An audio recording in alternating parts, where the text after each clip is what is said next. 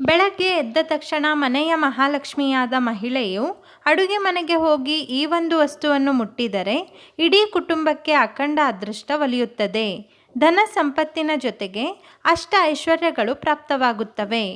ಹಾಗಾದರೆ ಮನೆಯ ಮಹಾಲಕ್ಷ್ಮಿಯಾದ ಸ್ತ್ರೀಯು ಪ್ರತಿನಿತ್ಯ ಮನೆಯಲ್ಲಿ ಯಾವ ನಿಯಮಗಳನ್ನು ಪಾಲಿಸಬೇಕೆಂದು ಇಂದಿನ ವಿಡಿಯೋದಲ್ಲಿ ವಿವರವಾಗಿ ತಿಳಿಯೋಣ. ಅದಕ್ಕೂ ಮೊದಲು ಈ ವಿಡಿಯೋಗೆ ಒಂದು ಲೈಕ್ ಕೊಟ್ಟು ಜೈ ಮಹಾಲಕ್ಷ್ಮಿ ಎಂದು ಕಮೆಂಟ್ ಮಾಡಿ. ಪ್ರತಿ ಮನೆಯಲ್ಲಿ ಮಹಿಳೆಯರು ತಮ್ಮ ಕುಟುಂಬದ ಒಳಿತಿಗಾಗಿ ಎಷ್ಟೋ ಪೂಜೆ ಪುನಸ್ಕಾರ ಉಪವಾಸ ವ್ರತಗಳನ್ನು ಆಚರಿಸುತ್ತಾರೆ. ತಮ್ಮ ಪತಿಗೆ ಪ್ರತಿ ಕೆಲಸದಲ್ಲಿಯೂ ಜಯ ಸಿಗಲಿ, ಅಖಂಡ ಅದೃಷ್ಟವು ಒಲಿಯಲಿ ಎಂದು ಬಯಸುತ್ತಾರೆ.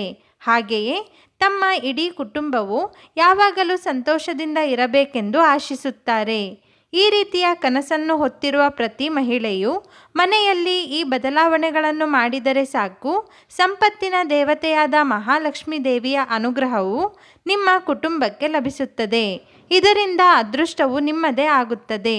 ಅದಕ್ಕಾಗಿ ಪ್ರತಿದಿನ ಬೆಳಗ್ಗೆ ಸ್ತ್ರೀಯರು ಎದ್ದ ತಕ್ಷಣ ತಮ್ಮ ಕೈಗಳನ್ನು ನೋಡಿಕೊಳ್ಳುತ್ತಾ ಕರಾಗ್ರೆ ವಸತೆ ಲಕ್ಷ್ಮಿ, ಕರಮಧ್ಯೆ ಸರಸ್ವತಿ, ಕರಮೂಲೆ ಸ್ಥಿತೆ ಗೌರಿ, ಪ್ರಭಾತೆ ಕರ ದರ್ಶನಂ ಎಂಬ ಶ್ಲೋಕವನ್ನು ಹೇಳಬೇಕು. ನಂತರ ನಿಮ್ಮ ಮಾಂಗಲ್ಯವನ್ನು ನಿಮ್ಮ ಎರಡೂ ಕೈಗಳಲ್ಲಿ ಹಿಡಿದುಕೊಂಡು ಕಣ್ಣುಗಳಿಗೆ ಸ್ಪರ್ಶಿಸಿ ನಮಸ್ಕಾರವನ್ನು ಮಾಡಬೇಕು. ಏಕೆಂದರೆ ಮಾಂಗಲ್ಯದಲ್ಲಿ ಸರ್ವಮಂಗಳ ದೇವಿಯ ವಾಸವಿರುತ್ತದೆ. ಇದರಿಂದ ಪ್ರತಿ ಕೆಲಸದಲ್ಲಿಯೂ ಶುಭವಾಗುತ್ತದೆ ಎಂಬ ನಂಬಿಕೆ ಇದೆ.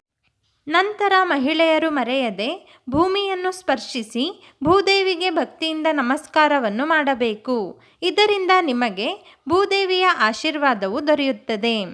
ಇತ್ತೀಚೆಗೆ ಸ್ತ್ರೀಯರು ಅವಸರದಲ್ಲಿ ಎದ್ದ ತಕ್ಷಣ ಅಡುಗೆ ಮನೆಗೆ ಹೋಗಿ ಆತುರದಲ್ಲಿ ಅಡುಗೆಯನ್ನು ಆರಂಭಿಸಿ ಬಿಡುತ್ತಾರೆ. ಹೀಗೆ ಮಾಡುವುದರಿಂದ ದಾರಿದ್ರ್ಯವು ಮನೆಗೆ ಅಂಟಿಕೊಳ್ಳುತ್ತದೆ. ಅದಕ್ಕಾಗಿ ಪ್ರತಿದಿನ ಬೆಳಗ್ಗೆ ಅಡುಗೆ ಮನೆಗೆ ಹೋಗುವ ಮುನ್ನ ಸ್ನಾನ ಮಾಡಿ ಹೋಗಬೇಕು. ಸ್ನಾನ ಮಾಡಲು ಸಾಧ್ಯವಾಗದಿದ್ದರೆ ಕೈಕಾಲು ಮುಖವನ್ನು ತೊಳೆದ ನಂತರ ಮಾತ್ರ ಅಡುಗೆ ಮನೆಗೆ ಪ್ರವೇಶಿಸಬೇಕು. ಅವಸರದಲ್ಲಿ ಕೈಕಾಲು ಮುಖ ತೊಳೆಯದೆ ಅಡುಗೆ ಮನೆಯನ್ನು ಪ್ರವೇಶಿಸಬಾರದು. ಇದರಿಂದ ಬಡತನ ದಾರಿದ್ರ್ಯವು ವಕ್ಕರಿಸಿಕೊಳ್ಳುತ್ತದೆ. ಅದಕ್ಕಾಗಿ ಈ ನಿಯಮವನ್ನು ಪಾಲಿಸಿ ಅಡುಗೆ ಮನೆಯನ್ನು ಪ್ರವೇಶಿಸಿ. ನಂತರ ಅಗ್ನಿದೇವನಿಗೆ ನಮಸ್ಕರಿಸಿ ಒಲೆಯನ್ನು ಹಚ್ಚಬೇಕು. ಹಾಗೂ ಮಾತೆ ಅನ್ನಪೂರ್ಣೇಶ್ವರಿ ದೇವಿಯನ್ನು ನೆನೆದು ನಮಸ್ಕರಿಸಿ ಒಲೆಯನ್ನು ಹಚ್ಚಬೇಕು. ಇನ್ನು ಮಾತೆ ಮಹಾಲಕ್ಷ್ಮೀ ದೇವಿಯ ಅನುಗ್ರಹವನ್ನು ಪಡೆಯುವುದಕ್ಕಾಗಿ ಅಡುಗೆ ಮನೆಗೆ ಹೋಗಿ ಒಲೆಯನ್ನು ಹಚ್ಚಿದ ನಂತರ ಮೊದಲಿಗೆ ಲಕ್ಷ್ಮೀದೇವಿಗೆ ಪ್ರಿಯವಾದ ಹಾಲನ್ನು ಬಿಸಿ ಮಾಡಬೇಕು. ನಂತರ ಉಳಿದ ಅಡುಗೆಗಳನ್ನು ಆರಂಭಿಸಬೇಕು. ಹೀಗೆ ಮಾಡುವುದರಿಂದ ಹಾಲು ಉಕ್ಕಿದ ರೀತಿಯಲ್ಲಿಯೇ ನಿಮ್ಮ ಮನೆಯು ಅಭಿವೃದ್ಧಿ ಹೊಂದುತ್ತದೆ. ಅದಕ್ಕಾಗಿ ತಪ್ಪದೆ ಈ ಕೆಲಸವನ್ನು ಮಾಡಬೇಕು. ಇನ್ನು ಮಾತೆ ಮಹಾಲಕ್ಷ್ಮೀ ದೇವಿಯು ಸ್ವಚ್ಛತೆ ಇರುವಲ್ಲಿ ಮಾತ್ರ ನೆಲೆಸುತ್ತಾಳೆ. ಅದಕ್ಕಾಗಿ ಯಾವಾಗಲೂ ಮನೆಯನ್ನು ಸ್ವಚ್ಛವಾಗಿಟ್ಟುಕೊಳ್ಳಿ. ಇನ್ನು ಅಡುಗೆ ಮನೆಯಲ್ಲಿ ಹಿಂದಿನ ದಿನದ ರಾತ್ರಿ ಸಮಯದ ಯಾವುದೇ ಮುಸುರೆ ಪಾತ್ರೆಗಳು ಇರದಂತೆ ನೋಡಿಕೊಳ್ಳಿ. ಯಾವುದೇ ಕಾರಣಕ್ಕೂ ಅಡುಗೆ ಮನೆಯ ಸಿಂಕ್ನಲ್ಲಿ ಎಂಜಲು ಪಾತ್ರೆಗಳನ್ನು ತೊಳೆಯದೆ ಹಾಗೇ ಬಿಟ್ಟು ಮಲಗಬೇಡಿ. ಅಡುಗೆ ಮನೆಯಲ್ಲಿ ಯಾವುದೇ ಕಾರಣಕ್ಕೂ ನೀವು ಬಳಸಿದ ಹಳೆಯ ಬಟ್ಟೆಗಳನ್ನು ಮಸಿ ಬಟ್ಟೆಯಾಗಿ ಬಳಸಬಾರದು. ಇದರಿಂದ ದರಿದ್ರ ಲಕ್ಷ್ಮಿಯು ನಿಮ್ಮ ಮನೆಯಲ್ಲಿ ವಾಸಿಸುತ್ತಾಳೆ. ಇದರಿಂದಾಗಿ ನಿಮ್ಮ ಮನೆಯಲ್ಲಿ ಕಷ್ಟಗಳು, ಬಡತನ ಹೆಚ್ಚುತ್ತದೆ. ಅದಕ್ಕಾಗಿ ಈ ತಪ್ಪನ್ನು ಮಾಡಬೇಡಿ. ಇನ್ನು ಬೆಳಗ್ಗೆ ಅಡುಗೆ ಮನೆಯನ್ನು ಪ್ರವೇಶಿಸಿ ಹಾಲನ್ನು ಕಾಯಿಸುವಾಗ ಅಥವಾ ಅಡುಗೆಯನ್ನು ಮಾಡುವಾಗ ದೇವರ ಶ್ಲೋಕಗಳನ್ನು ಕೇಳಿದರೆ ಒಳ್ಳೆಯದು. ಇದರಿಂದ ಇಡೀ ದಿನ ನಿಮ್ಮ ಮನಸ್ಸು ಉಲ್ಲಾಸದಿಂದ ದೈವಿಕ ಭಾವನೆಯಿಂದ ಕೂಡಿರುತ್ತದೆ.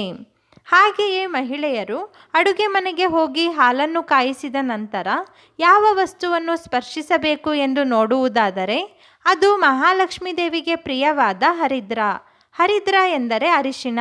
ಒಂದು ಚಿಕ್ಕ ಬಟ್ಟಲಿನಲ್ಲಿ ಅರಿಶಿಣದ ಪುಡಿಯನ್ನು ಅಥವಾ ಅರಿಶಿಣದ ಕೊಂಬನ್ನು ಪ್ರತಿದಿನ ಸ್ಪರ್ಶ ಮಾಡಲು ಅಡುಗೆ ಮನೆಯಲ್ಲಿ ಎತ್ತಿಟ್ಟುಕೊಳ್ಳಿ. ಅರಿಶಿಣವು ಸಾಕ್ಷಾತ್ ಮಹಾಲಕ್ಷ್ಮೀ ದೇವಿಯ ಸ್ವರೂಪವಾಗಿದೆ. ಯಾವ ಮಹಿಳೆಯು ಬೆಳಗ್ಗೆ ಎದ್ದ ತಕ್ಷಣ ಅಡುಗೆ ಮನೆಯನ್ನು ಪ್ರವೇಶಿಸಿದ ನಂತರ ಹಾಲನ್ನು ಬಿಸಿ ಮಾಡಿದ ನಂತರ ಅರಿಶಿಣವನ್ನು ಮುಟ್ಟುತ್ತಾಳೋ ಅಂಥವರ ಮನೆಗೆ ಸಿರಿ ಸಂಪತ್ತುಗಳು ಪ್ರಾಪ್ತವಾಗುತ್ತವೆ ಎಂಬ ಬಲವಾದ ನಂಬಿಕೆ ಇದೆ. ಅದಕ್ಕಾಗಿ ಮಹಿಳೆಯರು ಪ್ರತಿನಿತ್ಯ ಈ ಚಿಕ್ಕ ಕೆಲಸವನ್ನು ಮಾಡುವುದು ಒಳ್ಳೆಯದು. ಮನೆಗೆ ಮಹಾಲಕ್ಷ್ಮೀ ದೇವಿಯ ಆಗಮನವಾಗಲು, ಸುಖ ಸಂತೋಷದ ಜೀವನವು ಪ್ರಾಪ್ತಿಯಾಗಲು ಸ್ತ್ರೀಯರು ಈ ಕೆಲವು ಬದಲಾವಣೆಗಳನ್ನು ಮಾಡಿಕೊಳ್ಳಬೇಕು. ಈ ಬದಲಾವಣೆಗಳಿಂದ ಜೀವನವು ಅಭಿವೃದ್ಧಿಯನ್ನು ಹೊಂದುತ್ತದೆ. ಈ ಮಾಹಿತಿಯು ನಿಮಗೆ ಇಷ್ಟವಾಗಿದ್ದರೆ ಲೈಕ್ ಮಾಡಿ, ಶೇರ್ ಮಾಡಿ, ಕಮೆಂಟ್ ಮಾಡಿ ಮತ್ತು ನಮ್ಮ ಚಾನಲನ್ನು ಸಬ್ಸ್ಕ್ರೈಬ್ ಮಾಡಲು ಮರೆಯದಿರಿ.